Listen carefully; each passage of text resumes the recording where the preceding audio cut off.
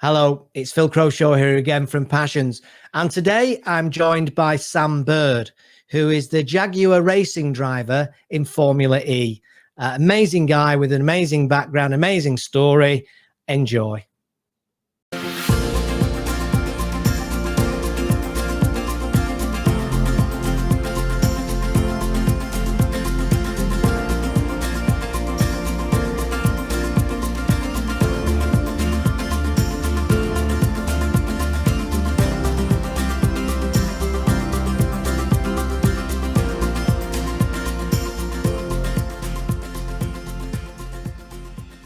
And you talked about the green thing and the green agenda, and you said you've learned a lot more about it. Would you say that you're more aware of the issues now and the impact and the seriousness of the situation? Yeah, I am. I wasn't before I went into Formula E, and I joined Formula E at the beginning of 2014. I was one of the first drivers to sign up, and throughout this journey, you learn more and more, and it's so evident to me as a driver within the series that we are the catalyst for change. The whole point of Formula E is to innovate and to educate people about electric mobility.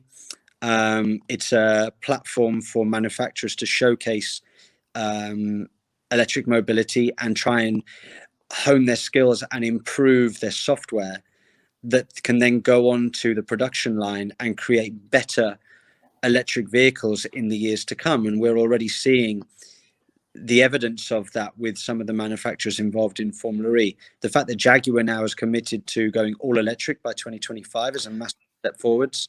Yeah. And it's also the little things that everybody can do, like turn your lights off, recycle, don't buy plastic bags, just simple little things. If everybody did all the tiny little simple things, the world would be in much better shape. Yeah, and obviously a hallelujah to that, definitely. Okay, so you obviously got into Formula E, you got into motor racing. Have you got any idea what you might have ended up doing if this hadn't worked out, or have you ever thought about that? Do you know what? There was a time when I was 16, 17, and it was genuinely, I had to choose between football and racing. So I'd like to say, if I hadn't made it as a racing driver, I could have potentially done something within football. What league, what kind of level, I'm not sure.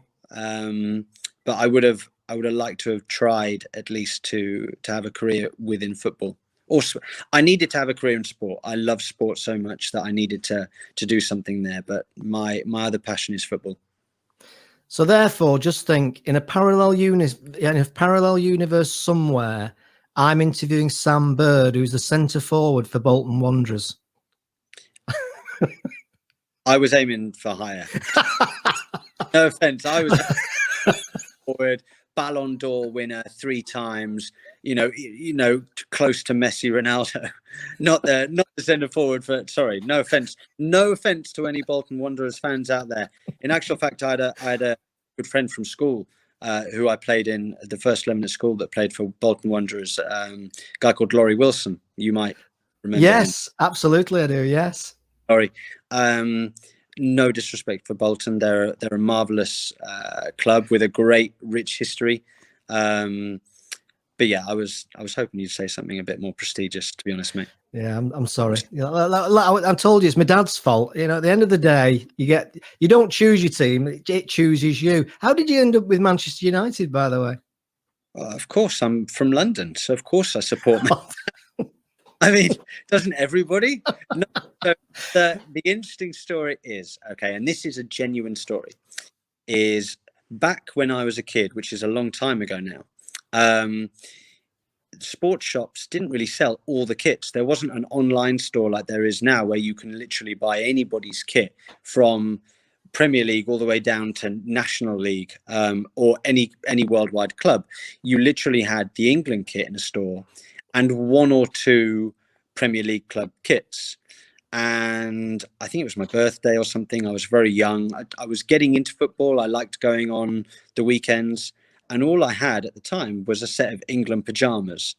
And I used to go on a Sunday morning to have a kickabout in my England pajamas with other kids, and I didn't think anything of it. But obviously, my dad thought he's got to have a kit. So he went down to the local shop and bought me a Man United top. And I think it was around 91, 92. So they were coming into their own a little bit more. And it was the one with the sharp, with the string around the neck.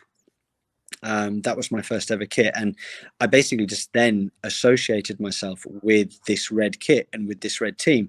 At the time, I had no idea that they were supposedly one of the biggest teams in England. I just liked the red kit. And it started from there, to be honest. It's just luck of the draw, the fact that they became the best team of the next 2 decades. Yeah. History. That's all I'll say on the matter. Absolutely. How to make an enemy very quickly in an interview. I'm good at it.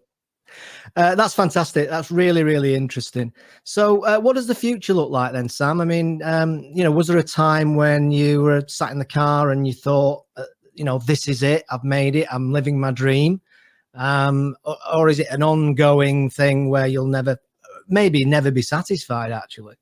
There's always this pursuit for perfection. I absolutely haven't made it yet. I'm very humble and honored that I'm driving for Jaguar Racing, but we haven't won anything major yet. We need to try and focus on trying to win the team's championship. I need to try and win the drivers' championship, something that's eluded me for the last 6 years. I've come close on many occasions. As I said, I've won every year, but I haven't won the title yet. So until I at least do that, I think I will be dissatisfied. I believe I can do it, and I need to keep on trying to do that. I need to, when I retire at some point, hopefully in about 10 years' time, I want to be able to look back and go, I gave it absolutely everything, and I achieved everything that I wanted to. That's pretty much it. There's been times actually where it's been very tricky for me in the past. Looking back to when I was a Mercedes reserve driver and got let go, I had nothing, and I couldn't afford my electricity bills, my council tax bills. At one point, my electricity got cut off, and I was just living in a house where I could see my breath. And I was literally in my house crying myself to sleep, going, "What is going on? Like I've got so close to F1, and now the dream is done. It's so far away." And thankfully, I got a seat in Formula E, and life took a turn upwards. And I suppose that was a case of never giving up. I was very close to giving up, but didn't quite, and things have gone up from there. Yeah, it's very interesting, actually. I've interviewed a lot of people over the years, including some very successful people in their fields, including entrepreneurs who, multi-millionaire entrepreneurs. And it's a theme, if you like, that comes up quite regularly around people have got no idea what I had to go through to get to this point. And maybe it comes back to this instant gratification thing, where, do you know what I mean? I think some people have the opinion that being successful is just a straight line from A to B. And it really isn't. In order to succeed in life, no matter what you do, whether you're a sportsman or whether you're a businessman, an entrepreneur, there's times where it's going well, there's times when it's difficult, and you've got to be able to, do you know what, the times where it's difficult are probably the most important, because you've got to get through that time. Nobody necessarily takes a picture of the bad times, but it's the bad times that gets you to picture time, which is the good times. That's wonderful. Right. Okay. Well, we'll leave it there. I'll certainly be watching. I've now become a fan of Formula E, from Formula One to Formula E. So I'll be watching, and I really wish you all the very best. I'm sure it'll be a great success over the next few years. And at the same time, I've done a lot of interviews recently as well on conservation related topics, and in a sense, that's educated me as well. In terms of the issues around the planet and everything else. So probably like a lot of people. So thanks very much indeed, Sam. Really appreciate it, and all the very best for the future. Thanks very much, Phil. Thank you for your time, guys. Thank you.